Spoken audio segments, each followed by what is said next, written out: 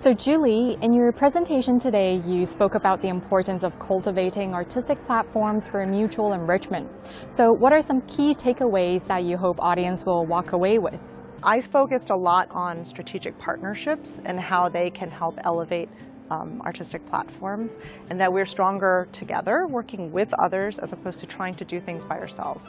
So my hope is that the key takeaway is that we find more opportunities to collaborate and find cross-cultural partnerships, in finding whether that's artistic programming, whether that's in educational activities, and learning from each other, and also recognizing the things that make us different or unique are things that can complement with another partner. What sort of projects have you worked on that involves these kind of strategic partnerships? So the New York Philharmonic has actually, for the last 10 years, been partnering with the Shanghai Symphony. And so in Shanghai, with the Symphony, we've been doing concerts there with the orchestra, with New York Phil going to Shanghai, performing as part of the Misa Festival. We've also sent musicians there outside of that to do educational teaching with the Shanghai Orchestral Academy students.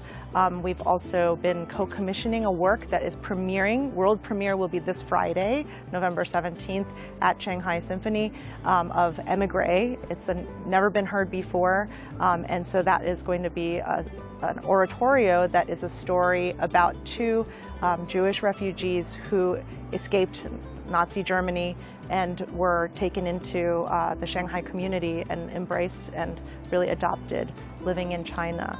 And so it's telling the story of humanity, about empathy, about compassion. And so that's a really important artistic partnership. We will bring that same piece to New York in February and do the US premiere of it. And we will also have a stage production, so there will be costumes and people moving around on stage, video projection and lighting and everything like that. And then that piece will go on to be performed by the Deutsche Orchestra in Berlin, and then also Hong Kong Philharmonic.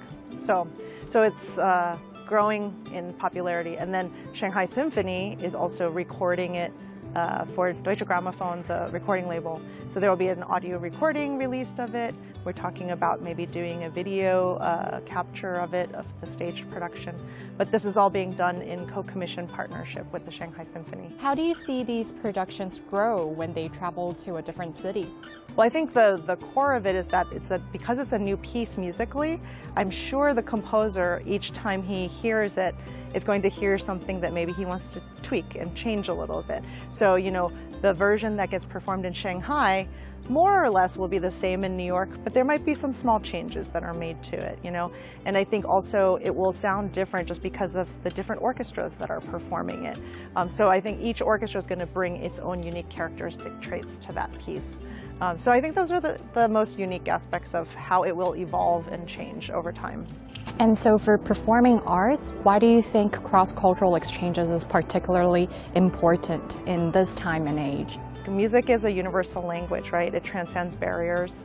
It allows us to connect with other people on just a human level. It's about communication. It's about understanding one another. And I think absolutely we need a lot more of that now in the world. At a time where there's a lot of discourse, there's a lot of polarized opinions of things, music can help bring people together, and music can also help heal people through really difficult times. How do you envision the future of artistic collaborations between the two countries?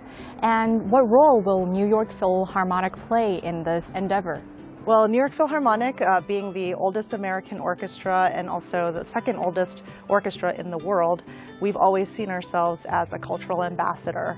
And so basically we travel all around the world, not only to China, we travel to Europe, we travel to South America, we travel to North America, many different parts of the globe. And our mission is always to bring excellent music at the highest levels to as broad of an audience as possible. So I think we will continue to maintain that cultural ambassadorship, representing the United States, representing New York, and representing the orchestra industry and the classical music industry.